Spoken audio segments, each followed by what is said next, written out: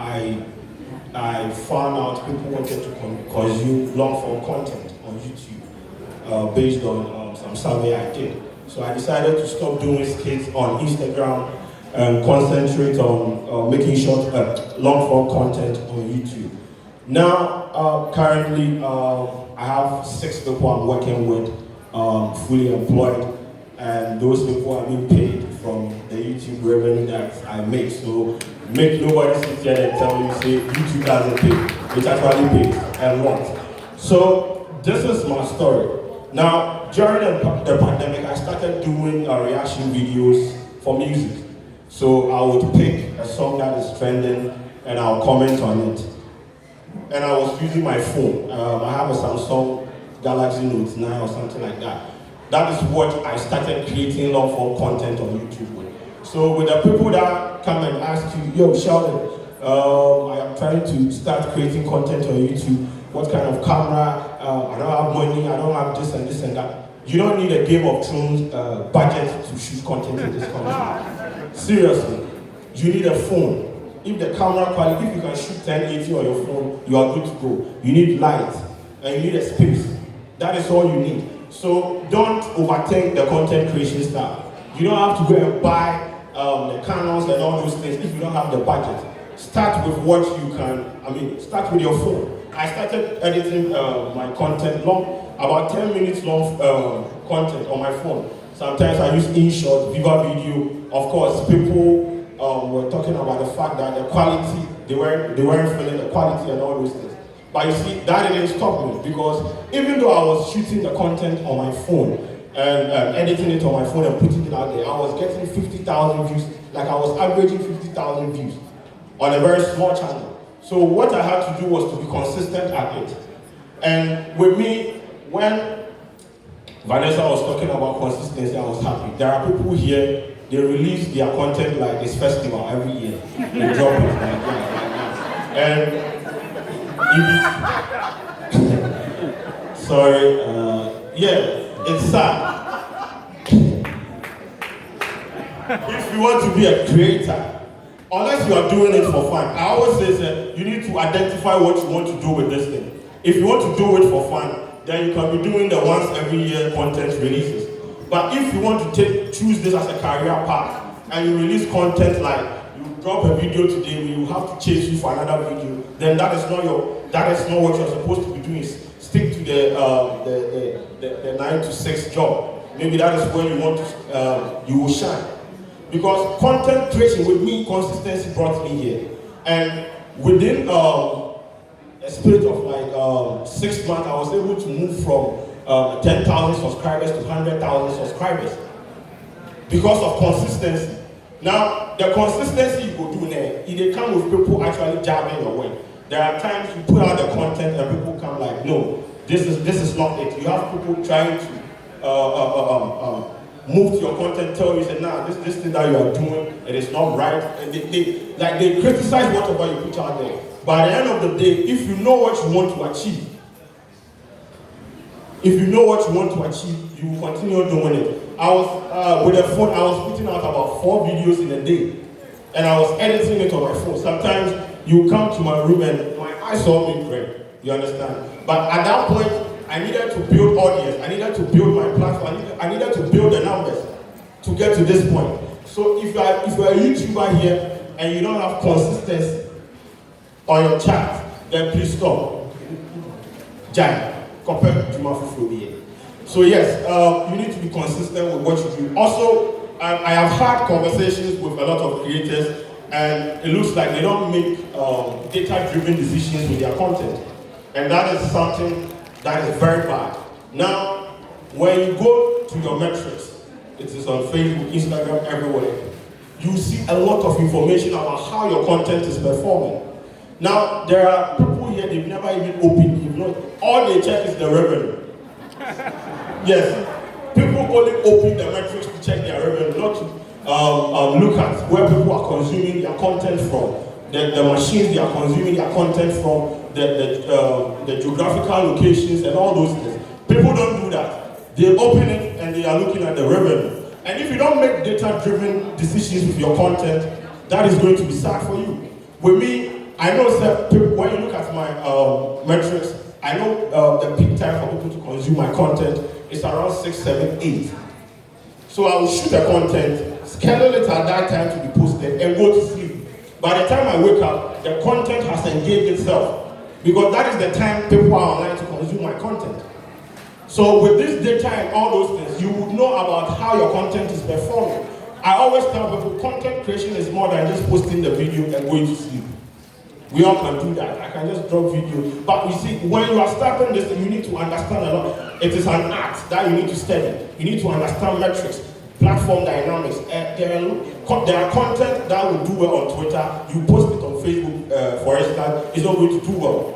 And there are some content you pick on Twitter, you try to recreate it on your YouTube channel, it's not going to work. So you need to understand platform dynamics. You need to use data to make decisions when it comes to content. Know where people are consuming your content from. Know the machines they are consuming your content from. Because I found out a lot of people consume my content from television.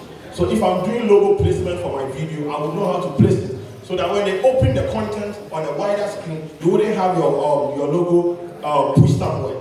These are some of the things you need to do. And you see, when you open the data, everything is there. YouTube, they have structured it in such a way that when you open it, you know, okay, I have about 10% of my audience coming from the US, 40% from Ghana, this and that. It is there, very simple. You use that data to make data-driven decisions when you are creating the content, so that you don't suffer. And also with the tag words like this, the tag words and all those things. At the end of every month, YouTube will pull in your tag words for you, like the most search tags and all those things. These are things you can use to make sure to optimize your search engine, optimize your search engine. So as a creator, as a YouTuber, you need to make data-driven decisions. You understand? With your content. Be deliberate at it, because if you don't do it that way, you will create a dope content, put it out there, you might post it at the wrong time, and the content will go out there, it will not do well. That will discourage you. Because one thing where it affects is, say, you put all your resources into a video, put it out there, and the numbers that you were expecting for the video, that is the most discouraging thing on earth. It's like, why am I even doing this? So if you don't want those things to happen to you, try to deliberate attempt to make data-driven decisions with your content, and that would help you. Also, this is something important to me. There are creators out there that have content in their draft, and they don't want to post it because they are afraid of what maybe Papa Martin from La Paz will say about the content. And that is the most pathetic thing you can do to yourself as a creator. Listen, I am one of the most abused creators in this country.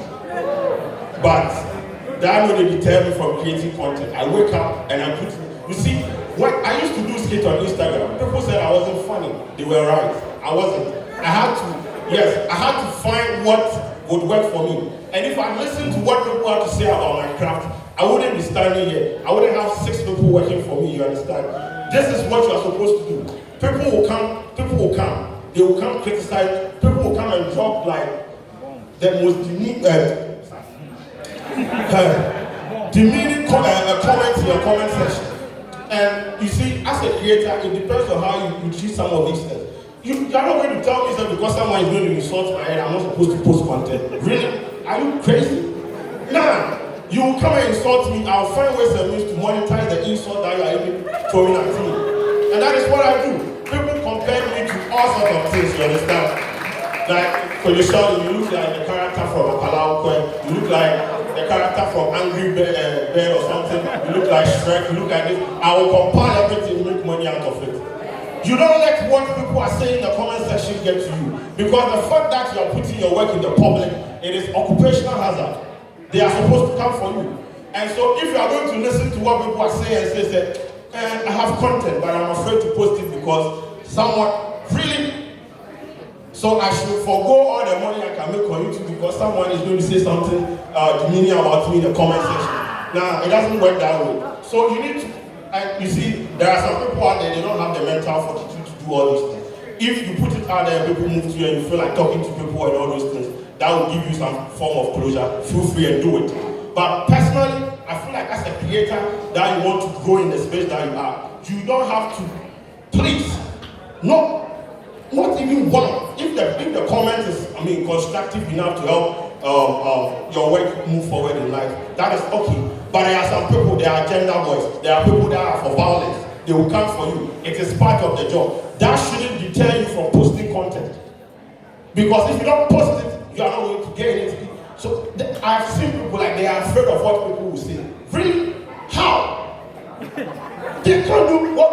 All they can do is to drop the comments, make fun of you, say whatever they have to say, and go and sleep. When they meet you in the real world, they can't even open their mouth. Why do you have to depend on that? I've met people that have made fun of me on Twitter, and they go like, "Yo, you want to take picture of me?"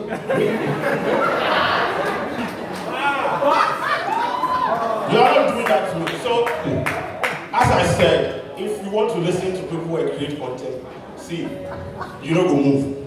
Create the content, fire the content, be consistent at it. And you see, at some point, you get, right now, when I drop you, Kwadwo Sheldon, I've improved, or you have done.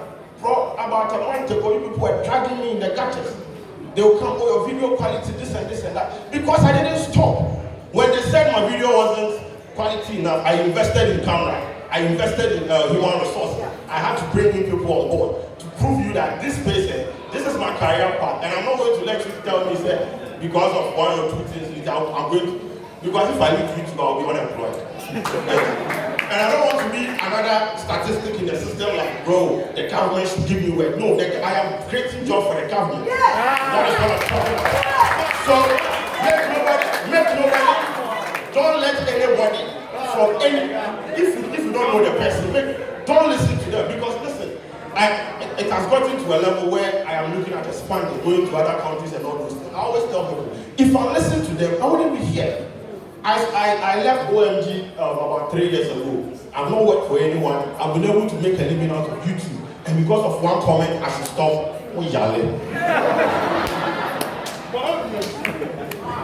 Also, in the course of building audience, I always tell people, say, there are people, they will get the watch hours, they will get the 1,000 subscribers, and all of a sudden they want to monetize.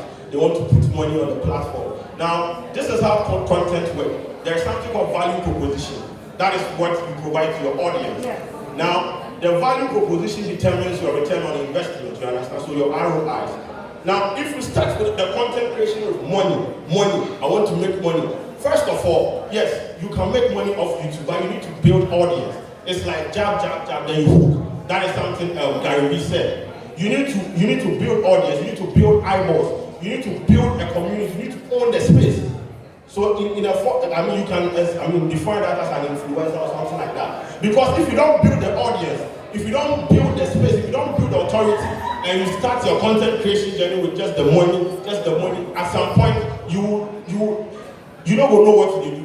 You understand? So if your value proposition is the content, try to invest in the content. Put the content out there, let them enjoy the content. At some point, they will be hooked on your content. When you place about 30 ads in the video, they will wait for you to play before they continue. But when you start, you don't even know, you have not defined, you don't have any defined content, or you don't have a niche for yourself. You are just doing anything anyhow. But you want to put like 55 adverts on your video. You have thousands because you think that YouTube is all about money. Yes, me right now it's all about money for me. But when you are starting, please, it's not about money. It's about building the platform. Whenever I start a show, I want to own the space. I want to be an authority. Right now, when they release a song, they are looking for Kwadwo Sheldon to do a breakdown. When Manchester United then go do the Mayawa, they are waiting for Kwadwo Sheldon to comment. When there's something trending on social media, they are waiting for Kwadwo Sheldon and put the authority. So when you withdraw the content, they have like withdrawal symptoms. You know, or syndrome or whatever you would call it. When my account was terminated, I had calls from various quarters. It should tell people consume the content. They are hooked on the content. I didn't start by I identified my audience and fed them with the content consistently. And at some point, they were with me. Like, well, they would watch the thing on YouTube, take a small part, and come and share it on their socials. And that has not even been activated on my platform. They were doing the social sharing for me. That is how you build the audience. So at some point, when you build the audience, you have attention, you own the space, then you can think of what? Talking about money and all those things. But if you are starting, please, the Sika thing, if you have 1,000 subscribers and the watch hour, please, you are going to go through the monetization process, okay. By the end of the day, you should concentrate, you should focus on what you want to give. Because if I come to your channel, I'm coming there to consume content, not to watch adverts on YouTube. If I wanted, I would listen to Peace FM. I want to consume content. So what is your value proposition to your audience? When you identify that and you give to them, then at some point, when you monetize the content, they wouldn't even money. You understand? And you can do the monetization through the merchandise and all those things. So please, the money be too much. Everybody, how do I make money from YouTube?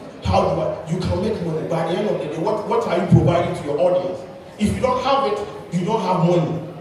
Because YouTube works with content, and then they monetize the content to pay you. So if you don't have it, what are you doing? So ladies and gentlemen, my name is Kwadwo Sheldon. The head is big for a reason. And more questions, yeah. Wow. AKA Lil Duku. So give a hand. So I took 3 things, zeal, data, value. You should have the zeal to want to do this thing. You should always check your metrics and know what's happening. And you should provide your followers or subscribers value for what they click to watch. Yeah? So we are taking 5 questions again. Yeah, step forward. The man in green.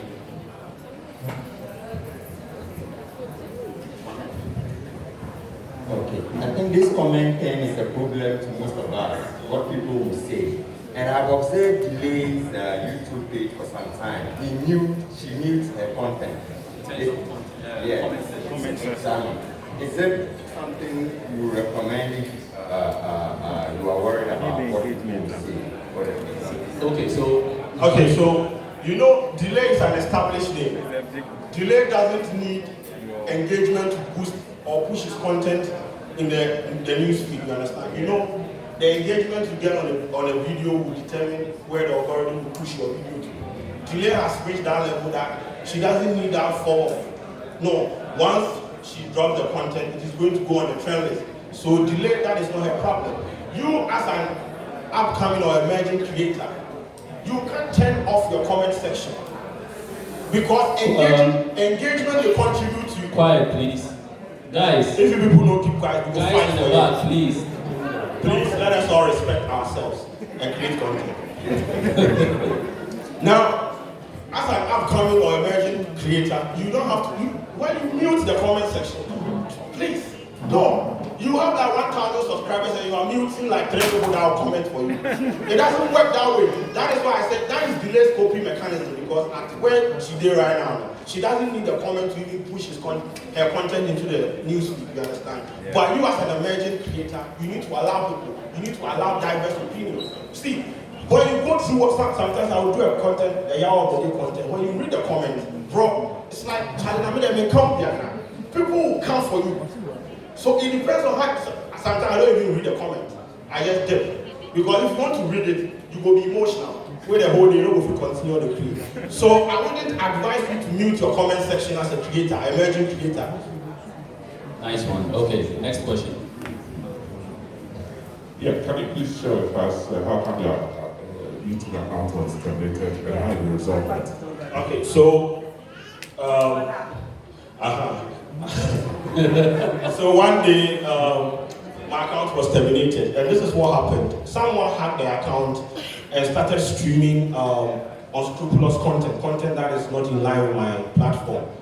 I had my 2-factor authentication and all those things on, but I think that the person actually wanted to do the job, wanted to hack it, so the person hacked it and started streaming things about cryptocurrency. That is not what I do on my platform. So YouTube detected that and disabled the account, like they deleted the account.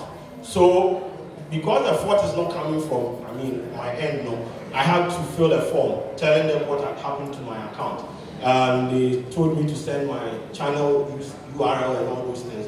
And within 2 days, it was resolved. Because the problem wasn't coming from me. And someone told me that it was phishing. Someone fished my information and used it against me, you understand? So the website, some of you, you use Google Chrome to search and all those things. Some of these websites, they are closed and all those things. They will mine your information and use it against you. So you have to be careful about some of the websites that you go. I mean, I'm sure everyone here has the two-factor authentication. If you don't have it, then leave the house, leave the room. Because you need to, it's supposed to be on. That is like the security lining for you.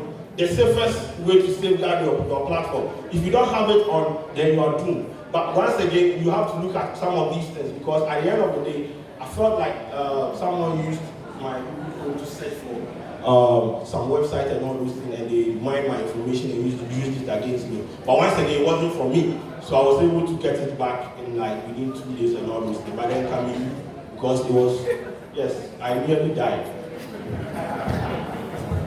You're alive. Okay, so next question here. Good afternoon, everyone. I am Gis from the French Caribbean. I wanted to understand, besides receiving money from YouTube, is there some kind of taxes you need to pay when your audience is from America or whatever, is it? Yeah. Great question. People will start crying. Have they deducted the tax? That's it. When my revenue came in last month, you know I have like 10% of my audience coming from the US, and that is what they are going to place the tax on. So imagine. But you see, yes, so you are supposed to pay tax to the US government based on the fact that there are people consuming content from the US. We don't have a structure yet, but now we will stop the YouTube. Please don't tell GI. Yes.